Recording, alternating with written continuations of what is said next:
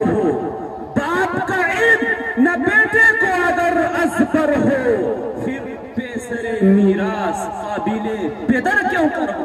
میرے محترم بزرگوں اور دوستوں، صدر جلسہ حضرت مولانا انور حسین صاحب سلفی یہ اپنے والد محترم کے لیے صدقہ جاریہ ہے، اور ہم برادران بھی صدقہ جاریہ ہیں۔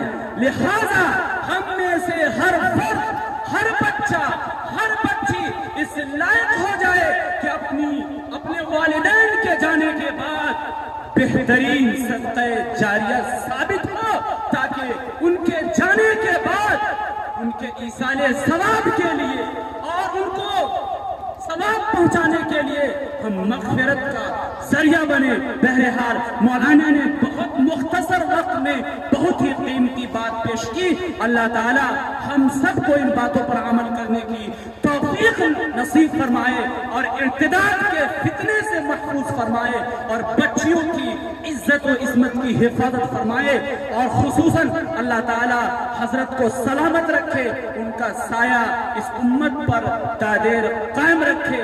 یہ غنیمت ہے، بڑی شخصیت ہے، ہم ان سے واقف ہیں۔ اللہ تعالی ہم سب کو ان کی قدردانی کی، اور اسی طرح جتنے مہمانان کرام تشریف فرما ہے ان کی بھی قدردانی کی توفیق نصیب فرمائے۔ جزاکم اللہ۔ آئیے پروگرام کو آگے بڑھاتے ہیں۔ انشاءاللہ صرف 6 طالبات